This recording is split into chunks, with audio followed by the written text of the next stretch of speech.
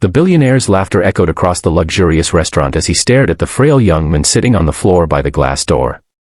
Rain poured outside, and the man's trembling hands clutched an empty bowl. "Give me your leftovers," the young man said softly, eyes fixed on the plate half-filled with untouched food. The billionaire, Daniel Cross, one of the richest men in the city, smirked and leaned back in his chair. "You'll get them," he said mockingly, "if you teach me to walk again." The young man blinked in confusion. "But, you can walk." Daniel gave a hollow laugh. "No. I can only move.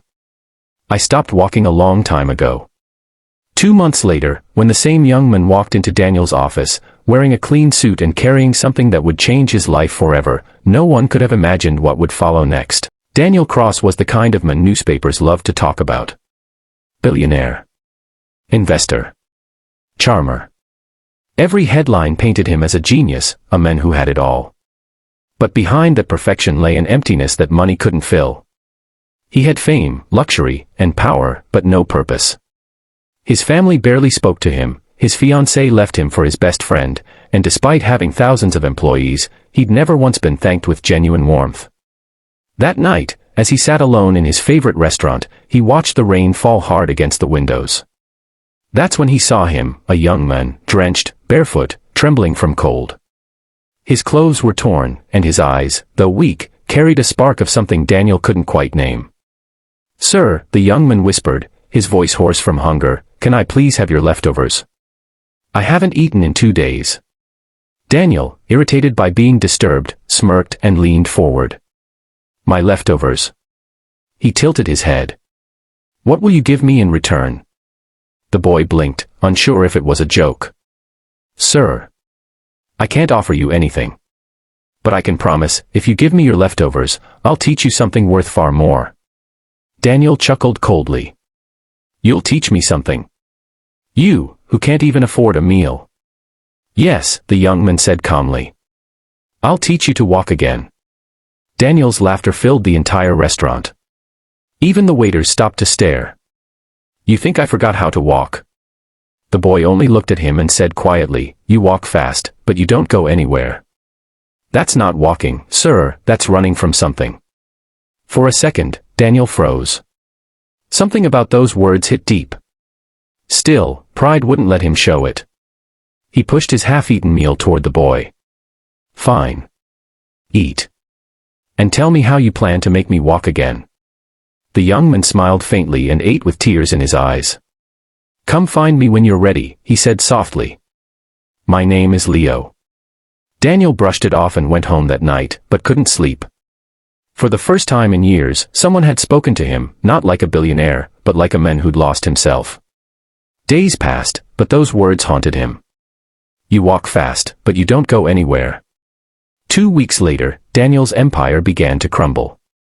His company faced a sudden scandal, his investors pulled out, and his reputation fell like glass shattering. He remembered Leo's eyes, calm, knowing, unshaken. Desperate and exhausted, Daniel drove through the rain again and found himself in the same street corner where Leo had begged that night. But this time, Leo wasn't begging. He was helping a group of homeless people, organizing food drives and teaching basic computer skills in a small, worn-down shelter.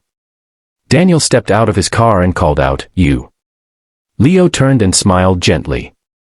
"Looks like you're ready to walk now." Daniel spent the next few weeks volunteering at Leo's shelter, at first out of guilt, but soon, something within him began to change. He saw people who had nothing, yet smiled more than anyone in his circle of billionaires.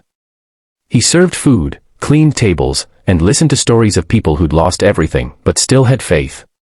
Leo watched quietly as Daniel struggled at first, refusing help, unable to connect. But slowly, Daniel started asking questions, helping others genuinely, and even laughing, a real laugh, not one from sarcasm or pride. One night, after serving food, Daniel asked, "Leo, how did you end up here? You're too smart to be living like this." Leo smiled sadly. "I was once a CEO too. A startup founder. I lost everything after my partner betrayed me. I spent months hating myself. But one night, a stranger gave me his leftovers and said, 'It's not the food you need, it's hope.' That man taught me to walk again. Now I do the same." Daniel looked away, his throat tight. So now you help people walk again? Leo nodded. Yes.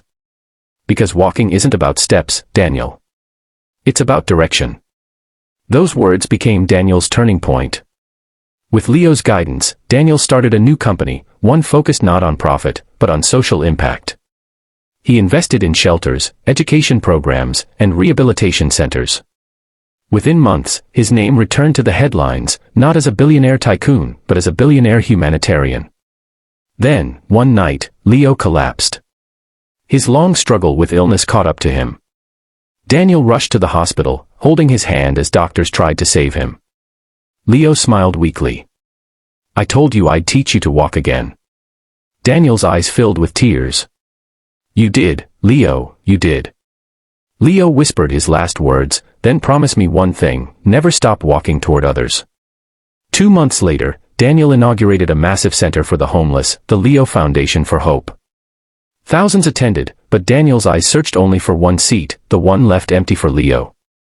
As he stepped on stage, he said, once, a man asked for my leftovers. I gave them with mockery. But he gave me something priceless in return, a way back to my humanity. The audience rose to their feet. Daniel looked up and whispered, I'm walking again, Leo.